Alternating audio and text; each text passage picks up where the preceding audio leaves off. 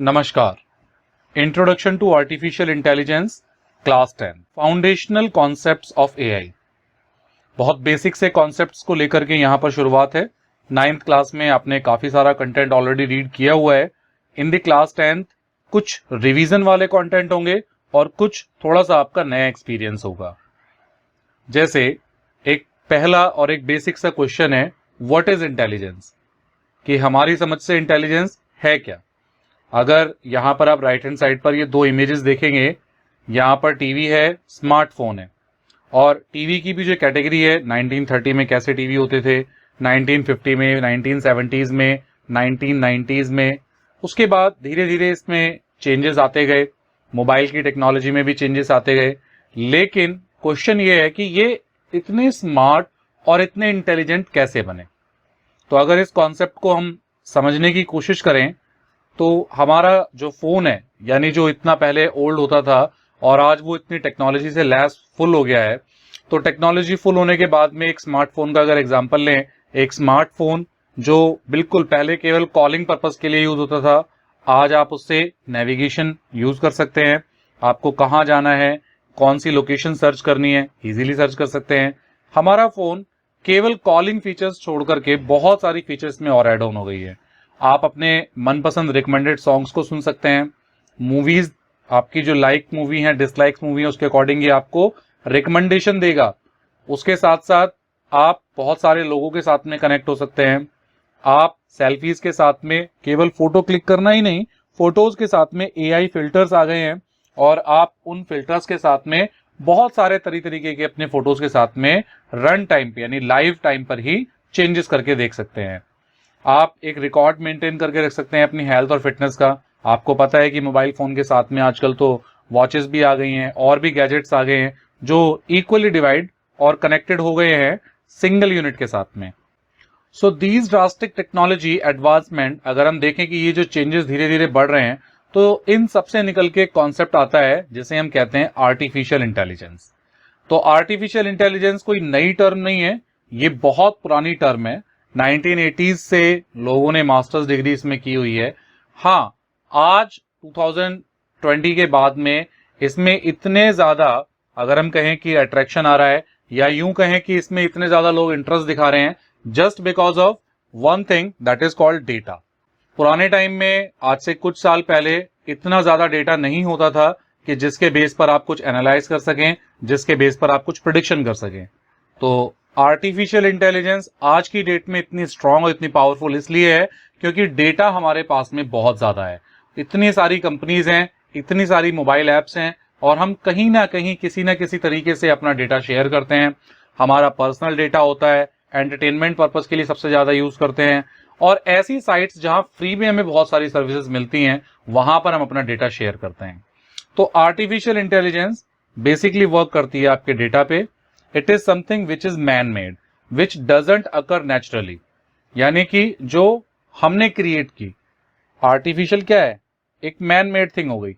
But what about intelligence, हम इसे कैसे डिफाइन करें, इंटेलिजेंस के लिए हम क्या क्या कर सकते हैं। तो यहां पे एक और क्वेश्चन है, humans are said to be an intelligent species, so what is it that make us intelligent. अब आप सोचिए, हमें कहा जाता है कि जो इंसान है, मनुष्य है, वो सबसे इंटेलिजेंट कैटेगरी में आता है। अगर सबसे बुद्धिमान इस पूरे संसार में कोई जीव है तो वो मनुष्य है, हम हैं। तो हम में ऐसा क्या है कि हम इंटेलिजेंट बन जाते हैं। तो यहां पर एक छोटी सी डेफिनेशन है, according to researchers, intelligence is the ability to perceive और infer information and to retain it is knowledge to be applied towards adaptive behaviours within an environment और कॉन्टेक्स्ट। तो आपके अंदर समझने की क्षमता है, आपके अंदर तार्किक क्षमता है, आप किसी भी चीज को, किसी भी जानकारी को समझते हैं अपने तरीके से, फिर सामने वाला जो आपसे कह रहा है उसके कॉन्टेक्स्ट में आप उसे जवाब देने की क्षमता रखते हैं। तो ये एक क्वालिटी है इंटेलिजेंस की। हमें औरों से अलग क्या करता है, हमारा अपना व्यू, हमारा अपना नजरिया, हमारा अपना सोचने का तरीका। एक क्लास में अगर 50 बच्चे हैं तो 50 के 50 स्टूडेंट एक तरीके से नहीं समझते, हर एक का अपना अपना एक तरीका होता है। जब टीचर एक्सप्लेन कर रहा होता है तो किसी की इमेजिनेशन किसी और तरीके से परसेप्शन को एक्सेप्ट करती है, कोई ऑडियो विजुअल कंटेंट को देख के ज्यादा समझता है, फॉर एग्जाम्पल जैसे ये वीडियो ही आप देख रहे हैं, तो इस वीडियो में कुछ लोग आवाज को सुनकर के कंटेंट को समझने की कोशिश करेंगे, कुछ लोग पीपीटी पर जो कंटेंट लिखा है उसे पढ़कर समझने की कोशिश करेंगे, और कुछ लोग दोनों ही, ऑडियो भी और विजुअल भी, दोनों का मिक्सचर देख करके भी समझने की कोशिश करेंगे। तो ये हर एक का अपना अपना तरीका है। एबिलिटी टू परसीव, तो ये क्षमता मनुष्य के ही अंदर है, और ये ही इंटेलिजेंस है जो हमें औरों से अलग करती है, विवेक, बुद्धि। और एक छोटा सा ये नीचे एक इमेज आप देख रहे हैं, reasoning capability, learning capability, problem solving capability, perception निकालना, और अन्य भाषाओं में जो बातें होती हैं लिंग्विस्टिक, उस तरीके से चीजों को समझना। तो ये सारी चीजें हमें इंटेलिजेंस की तरफ इंडिकेट करती हैं। एबिलिटीज इन्वॉल्व्ड इन इंटेलिजेंस, अब समझते हैं कि कितने तरीके की एबिलिटीज हैं जो हमारी इन्वॉल्व होती है इंटेलिजेंस के अंदर। तो वैसे तो बहुत सारी इंटेलिजेंस हैं, जैसे यहां पर कुछ इंटेलिजेंस के नाम दिए गए हैं। इंटरपर्सनल इंटेलिजेंस है, म्यूजिकल इंटेलिजेंस है, मैथमेटिकल लॉजिक इंटेलिजेंस है, और इनके बारे में भी अगर हम बात करें तो one by one, mathematical logical reasoning, क्योंकि कई लोग ऐसे होते हैं जो मैथ्स में बहुत स्ट्रांग होते हैं, उनकी समझने की क्षमता बहुत होती है, वो डायरेक्टली लॉजिक्स को समझते हैं, तो ऐसे लोगों के अंदर मैथमेटिकल लॉजिकल रीजनिंग की एबिलिटीज आती है इंटेलिजेंस के अंदर। कुछ लोगों के अंदर लिंग्विस्टिक इंटेलिजेंस आती है, वो लैंग्वेज पर उनकी बहुत अच्छी कमांड होती है। कुछ लोगों को क्षमता देख करके चीजों को समझने की क्षमता बहुत आती है। काइनेस्थेटिक इंटेलिजेंस आती है कि वो पर्सन की स्किल्ड किस तरीके से वो काम कर रहा है उसको समझते हैं। म्यूजिकल इंटेलिजेंस है कि जिसमें संगीत को लेकर के, म्यूजिक को लेकर के, चाहे वो लिरिकल हो या वोकल हो, तो किसी भी तरीके से जो पर्सन है उसका इंटरेस्ट म्यूजिक में ज्यादा है, तो इट मीन्स ये म्यूजिकल इंटेलिजेंस को दिखाता है। इंट्रापर्सनल इंटेलिजेंस, जिसमें अवेयरनेस की बात होती है, वीक स्ट्रेंथ और वीकनेस को पता करने की बात होती है, जिसका फीलिंग्स पे सबसे ज्यादा कंट्रोल रहता है, तो this is called intrapersonal intelligence. ऐसे ही existential intelligence, naturalist intelligence, interpersonal intelligence, तो ये कुछ इंटेलिजेंस के टाइप हैं जो हर एक मनुष्य के अंदर, सारे तो नहीं होते, लेकिन इनके अंदर बैलेंस आगे पीछे होता है, यानी कि किसी के अंदर कोई सा इंटेलिजेंस ज्यादा होगा, कोई दूसरा कम होगा। तो जैसे आपने देखते हैं कि हमारे आसपास कुछ फेमस सिंगर हैं, कुछ फेमस हमारे यहाँ पे आर्टिस्ट हैं, कलाकार हैं, जो ड्राइंग बहुत अच्छी करते हैं। अपनी क्लास में अगर हम देखें या अपने आसपास के एनवायरनमेंट में देखें, बहुत सारे ऐसे लोग होंगे जिसका फिजिकल में बहुत अच्छा मन लगता होगा, तो वो अपनी फिजिकल स्ट्रेंथ में बहुत ज्यादा कैपेबल होंगे। लेकिन कुछ ऐसे भी होंगे जो फिजिकली वीक होंगे लेकिन मेंटली बहुत स्ट्रांग होंगे, उनका मैथ्स बहुत अच्छा होगा, कुछ लोगों का म्यूजिक बहुत अच्छा होगा। तो ये अलग अलग तरीके के इंटेलिजेंस हैं। तो किसी में ईश्वर ने हर किसी को एक जैसा नहीं बनाया है, तो उसके अंदर कौन सी इंटेलिजेंस कब निकल के आती है, तो ये इंटेलिजेंस पे डिपेंड करता है, और ये उसकी एबिलिटी पे डिपेंड करता है। तो ability to interact with the real world, to perceive, understand and act, इसका एग्जाम्पल हो सकता है speech recognition system, understanding and synthesis. तो ये धीरे धीरे कनेक्टिविटी भी हम इसकी कर रहे हैं कि ये जो डेफिनेशन लिखी है कि एक इंटेलिजेंस का मतलब क्या है, कि आप रियल वर्ल्ड के साथ इंटरेक्ट कर सकते हैं। इमेज रिकॉग्निशन सिस्टम, ये आर्टिफिशियल इंटेलिजेंस के साथ भी इस डेफिनेशन को जोड़ा गया है कि अगर कोई इमेज हमें दिखती है तो हम उसके बारे में कुछ ना कुछ परसेप्शन लगाते हैं कि ये इमेज ये है। अगर वो इमेज हमने पहले से देखी होती है तो हम डायरेक्टली कह देते हैं कि हाँ ये एक टीवी है, ये एक फ्रिज है, ये एक एसी है, ये एक स्क्रीन है, पीछे रेड कलर है। तो ये सब चीजें जो है हम धीरे धीरे समझ लेते हैं, रियल वर्ल्ड में इंटरेक्ट करना सीखते हैं। रीजनिंग और प्लानिंग की हमारे अंदर कैपेबिलिटी आ जाती है। तो reasoning, planning, interact with the real world, learning and adaptation, ऐसे ये आर्टिफिशियली मशीन पे कैसे आती है उसके एग्जांपल्स आप यहाँ नीचे देख रहे हैं। और धीरे धीरे इन्हीं एग्जाम्पल से हमें ये भी समझने को मिलेगा कि ये एग्जाम्पल ही आर्टिफिशियल इंटेलिजेंस में इन्वॉल्व होते हैं, क्योंकि अलग से कोई चीज डेवलप नहीं हो रही है। जैसे हम ह्यूमन बीइंग्स अपने लाइफ को एक जी रहे हैं, एक्सप्लेन कर रहे हैं, सेम थिंग हम मशीन पे वो चीज लेकर के आ रहे हैं। जैसे एक बच्चा सीखता है, रिकग्नाइज करता है धीरे धीरे, ऐसे ही हम मशीन को भी ट्रेन करते हैं, कंटिन्यूअस लर्निंग एंड अडॉप्टिंग। तो ये एबिलिटी हैं, ये फीचर्स हैं इंटेलिजेंस की। एक टर्म आती है इंटेलिजेंस को ही समझने के लिए जिसे हम कहते हैं how do you make decisions. हम निर्णय कैसे लेते हैं, हमें कोई काम करना है या नहीं करना है, तो हम कैसे उस चीज पे हम कोई भी इंस्टेंटली एक्शन लेते हैं। The basis of decision making depends upon the availability of information. तो सबसे पहले हमें जब भी कोई डिसीजन लेना होता है, तो जैसे फॉर एग्जाम्पल हमें कोई टीवी खरीदना है, कोई कार खरीदनी है, कोई बाइक खरीदनी है, तो फिर हम क्या करेंगे, सबसे पहले हम उसके बारे में इंफॉर्मेशन लेना शुरू करेंगे। हमें कोई सजेस्ट करेगा कि भाई ये वाला मॉडल आप परचेज कर लीजिए, भाई टीवी के अंदर या मोबाइल के अंदर आप भाई सैमसंग का मोबाइल ले लीजिए, आप MI कंपनी का मोबाइल ले लीजिए। अब आपको लगेगा कि भाई किसका लूं, कंफ्यूजन क्रिएट होगी। तो ऐसे में फिर आप क्या करेंगे, कुछ वेबसाइट्स पर जाएंगे, वहां आप डिटेल्स में पढ़ेंगे, यूट्यूब्स देखेंगे, वीडियोस देखेंगे, आपको सजेशंस लेते रहेंगे, और जब आपका एक लेवल ऑफ सेटिस्फेक्शन आ जाएगा तब आप उस चीज को परचेज करेंगे। तो सबसे पहली जो चीज है वो है इंफॉर्मेशन, और वो इंफॉर्मेशन ही आपके डिसीजन को स्ट्रांग करती है। इंफॉर्मेशन में क्या क्या हो सकता है, आपका पास्ट एक्सपीरियंस हो सकता है, आपकी नॉलेज हो सकती है, और आप कितने सेल्फ अवेयर हैं। We can't make good decisions without information, because then we have to deal with unknown factors and face uncertainty which leads us to make with wild guesses, flipping coins और rolling a dice. कई बार ऐसा भी होता है कि हमें कुछ पता ही नहीं होता है, लेकिन वो निर्णय कुछ भी हो सकता है। जैसे अगर हम कहते हैं कि भाई बताओ हेड या टेल, तो सिक्के को उछाल दिया। तो अब आप इसमें इंफॉर्मेशन कैसे कलेक्ट करेंगे, या तो आपने उस पर्सन को देखा है कि वो कंटिन्यू जब भी करता है तो उससे मैक्सिमम हेड आता है, तो फिर आप एक आइडिया दे सकते हैं। लेकिन कई बार ऐसा होता है कि हम एक डिसीजन नहीं ले पाते। तो ये कुछ एग्जांपल्स हैं कि भाई अगर आपने डाइस को रोल किया तो क्या नंबर आएगा निकल करके, ये आप प्रिडिक्ट नहीं कर सकते। तो that is the main weak point without information. So that is called information is very important to take any kind of decision. Having knowledge, experience or insights given a certain situation help us visualize what the outcome could be and how we can avoid those outcomes. तो knowledge भी होनी चाहिए, experience भी होना चाहिए, और कई बार हमारे मन से भी कोई आवाज आती है कि नहीं मुझे ये कर लेना चाहिए। तो ये चीजें भी डिपेंड करती हैं जब हमारे पास कुछ ऐसी सिचुएशंस आती हैं जिसमें हमें डिसीजन लेना होता है।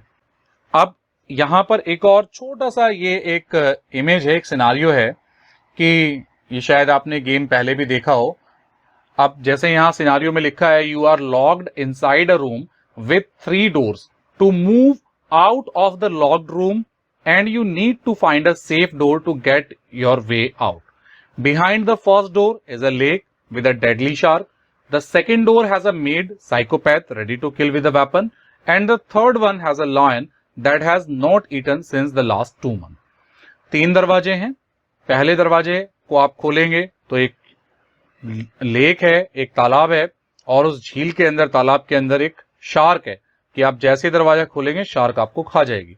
सेकंड दरवाजा है, एक साइकोपैथ बैठा हुआ है, किलर है, उसके हाथ में एक वेपन है, और अगर आप दरवाजा खोलते हैं तो वो आपको किल कर सकता है। और एक तीसरा दरवाजा है जिसमें एक शेर है, और वो भूखा शेर है, 2 महीने से उसने कुछ नहीं खाया है, तो वो आपको खा सकता है। तो अब आप बताइए, आपको इन 3 में से ही कोई डोर चूज करना है, तो आप कौन सा डोर चूज करेंगे सर्वाइव करने के लिए? तो आंसर वैसे आपके पास होगा, तो हम उसका आंसर भी समझ लेते हैं कि आप तीसरे दरवाजे का चूज करेंगे, क्योंकि वहां पे शेर 2 महीने से भूखा है, तो जरूरी नहीं है कि वो शेर जिंदा हो 2 महीने से। तो आपके पास में ऑप्शंस होंगे। तो यहां पर ऐसे टाइम पे आप जब अपने पास्ट एक्सपीरियंस से आपको पता चल जाता है कि जब लोग भूखे होते हैं तो कितने टाइम वो सरवाइव कर सकते हैं, आप एक अंदाजा ले सकते हैं। तो ऐसे ही आप कोई ना कोई डिसीजन लेते हैं, तो आप अपनी चॉइस ले सकते हैं। ऐसे ही एक और सिनारियो देखते हैं। अब यहां पे ये सिनारियो थोड़ा सा ध्यान से समझने वाला है। मैं ये पूरा का पूरा जो कंटेंट लिखा है इसको पढ़ नहीं रहा, मैं सीधे सीधे आपको एक इमेज दिखा रहा हूं। यहां पर 5 दोस्त हैं, और अगर सिनारियो की बात करें तो उसमें उन्होंने अपने एक फ्रेंड को इनवाइट किया, और रात में वो फ्रेंड जब वो डिनर कर लेते हैं तो मर जाता है। पता चलता है कि जो उसने रात में एक स्ट्रॉबेरी पाई खाई थी उसके अंदर जहर था। तो अब ये पता लगाना है कि जहर आखिर उस खाने के अंदर डाला किसने। तो जैसे पुलिस ने इन्वेस्टिगेशन किया, तो अब पुलिस ने इस इमेज को देख करके ये पहचाना कि भाई कौन सा ऐसा पर्सन है जिसने गड़बड़ की या जिसने उस खाने में जहर मिलाया। तो सिनारियो के अकॉर्डिंग सिचुएशन कहती है कि आरती invited 4 of her friends to her house. They hadn't seen each other in a long time. तो जब पुलिस इंक्वायरी करती है कि भाई तुमने पाई क्यों नहीं खाई, तो शिव कहता है I am allergic to strawberry. Seema कहती है मैं डाइट पर थी। आरती कहती है कि मैंने बहुत सारी स्ट्रॉबेरी खा ली थी क्योंकि मैं बना रही थी ऑलरेडी, तो मुझे और नहीं खाना था। तो शिव, सीमा और आरती, इन 3 लोगों पर पुलिस को शक है। एक कहती है कि मैं एलर्जेटिक हूं, एक कहती है कि मैं डाइट पर हूं। तो शिव कह रहा है कि मैं एलर्जेटिक हूं, सीमा कह रही है मैं डाइट पर हूं, और आरती कह रही है कि मैंने बहुत सारी खाई है। अब आप तीनों इमेज देखिए, शिव जिसके सामने कुछ फूड रखा हुआ है, आरती जिसके सामने भी कुछ फूड है, और सीमा के सामने भी फूड है। तो शायद आपने गैस कर लिया होगा कि आखिर जहर किसने मिलाया है। तो सीमा इसका सही जवाब है, क्योंकि सीमा ने कहा कि वो डाइट पर है, लेकिन अगर आप इमेज ध्यान से देखेंगे तो उसके सामने बर्गर रखा हुआ है और भी कुछ फूड रखा हुआ है। तो अगर कोई डाइट पर है तो वो ऐसा फूड क्यों खाएगा। तो इसलिए पुलिस ने एक पिक्चर को देख के आइडिया लगाया कि भाई ये गड़बड़ कर सकती है। तो दैट इज का simple point to how to take decision, आप डिसीजन कैसे लेते हैं। अब अपनी मेन टर्म पे आते हैं, what is artificial intelligence. When a machine possesses the ability to mimic human traits, make decision, predict the future, learn and improve on its own, it is said to have artificial intelligence.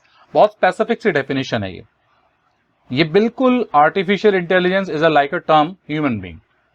हम आज किस तरीके से जीते हैं, कैसे निर्णय लेते हैं, हम फ्यूचर को कैसे प्रेडिक्ट करते हैं, कैसे सीखते हैं, और हम कैसे अपने आप को इंप्रूव करते हैं।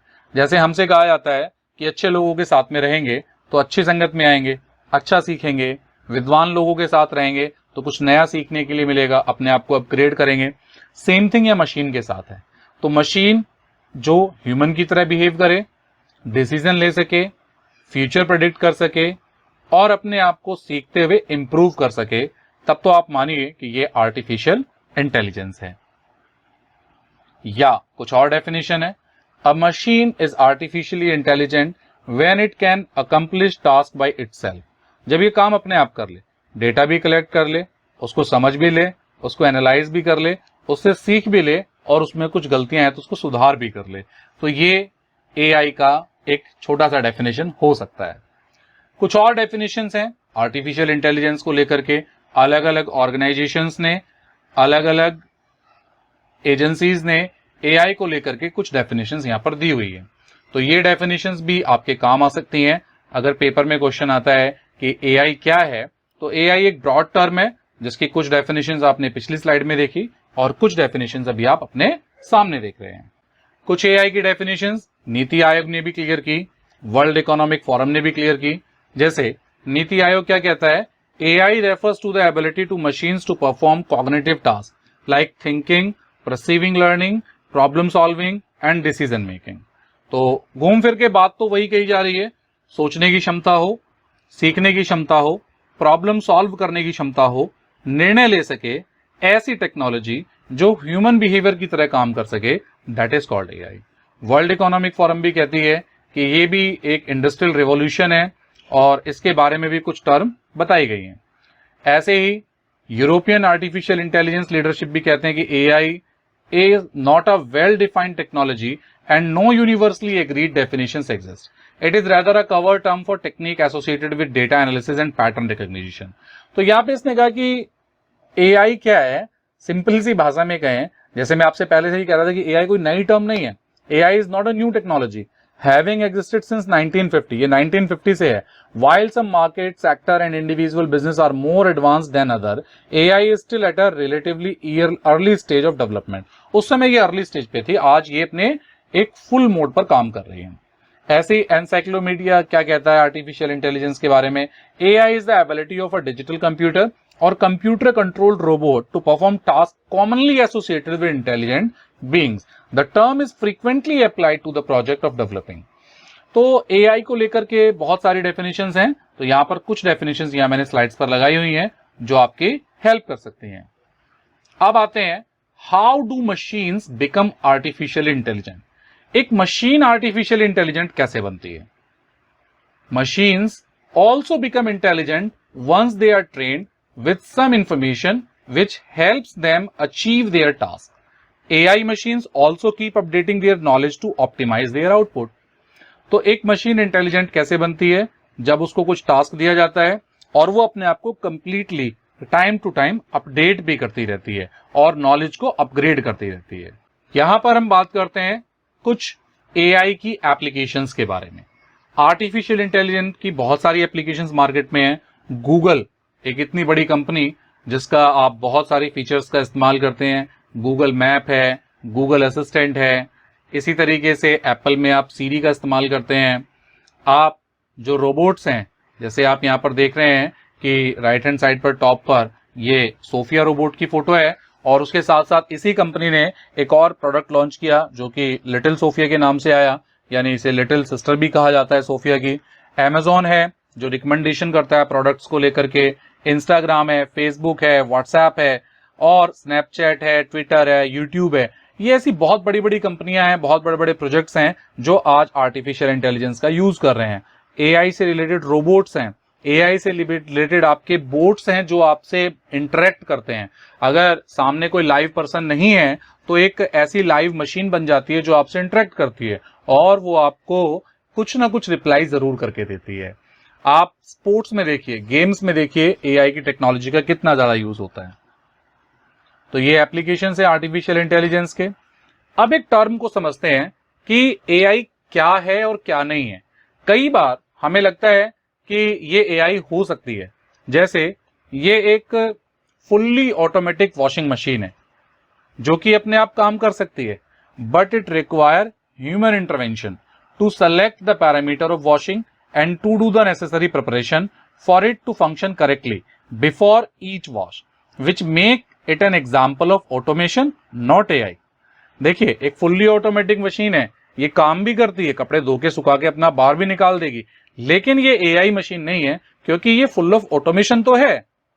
आर्टिफिशियल इंटेलिजेंस कब बनेगी? जब आप इसमें कपड़े डाल दें, ये अपने आप रिकॉग्नाइज करे कपड़े कितने गंदे हैं और कितने गंदे हैं तो कितना सर्फ लगेगा, कितना पानी लगेगा, कितनी देर इसको चलाना है। अगर ये इस तरीके से रिकॉग्नाइज कर ले तो आप समझ सकते हैं कि ये एक AI इनेबल्ड वॉशिंग मशीन है। ऐसे एक एयर कंडीशनर जो कि रिमोटली इंटरनेट की हेल्प से ऑन ऑफ किया जा सकता है।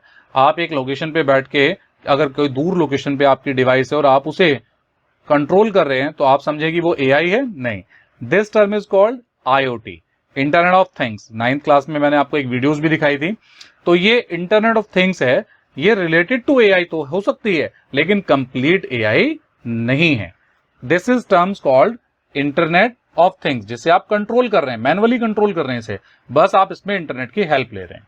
एक रोबोटिक मशीन या कार जिसे हम AI कहते हैं, अक्सर कहते हैं, बट ये AI नहीं है। We also get the see a lot of projects which can automate our surrounding with the help of sensor. तो सेंसर की हेल्प से जो प्रोडक्ट बन रहे हैं वो आपके चीजों को अंडरस्टैंड तो कर रहे हैं लेकिन वो एक लिमिट तक है। तो यहां पर क्या है कि ऑटोमेशन इतना ज्यादा एडवांस अभी नहीं हुआ कि वो AI से रिलेट करे, तो इसलिए ये ऑटोमेटेड मशीन्स तो हो सकती हैं लेकिन AI इनेबल्ड मशीन अभी नहीं हो सकती। इसी तरीके से रोबोट की टेक्नोलॉजी भी है।